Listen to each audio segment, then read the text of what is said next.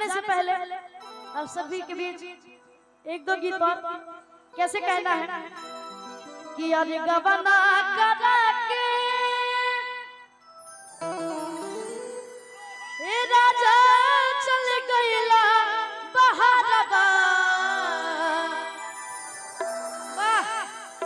अरे यही बना त चल जाइब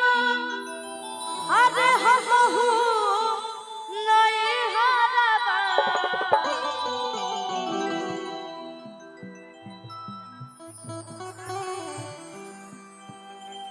हमारे विकास भैया हम सभी के बीच में आ चुके हैं फिर,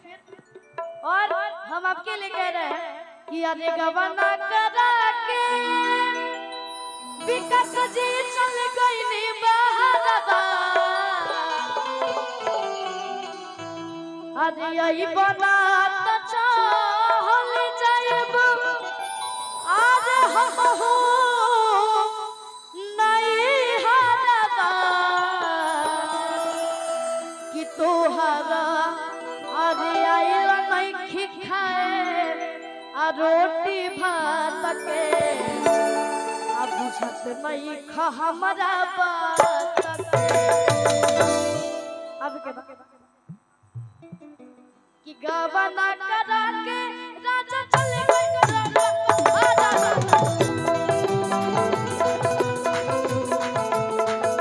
अही बना त चल जाइब हम नहीं हारबा विवेक भैया की तरफ से हजारों हजार का इनाम है। कैसे गवना करा के राजा चल गईला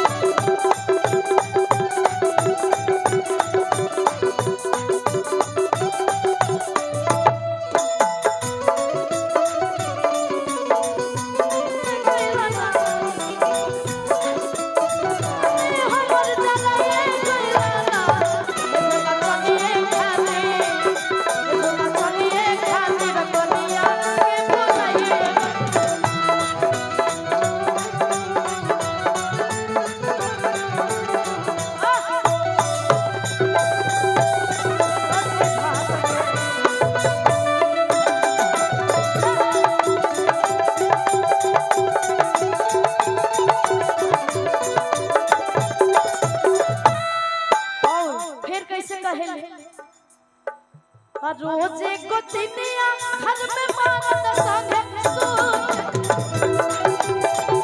जाने ला जवानी असरे में दिया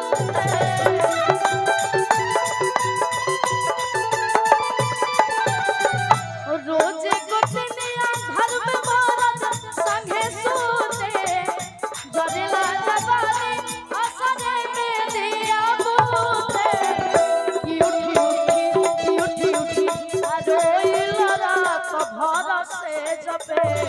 बुझत नहीं खा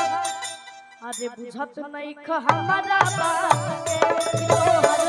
आइल नहीं खाए रोटी भात के बुझत नहीं खा हमारा बात के रोटी भात के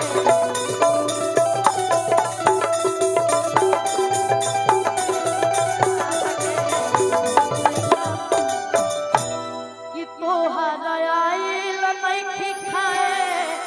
रोटी भात के अब हक नहीं खा हमारा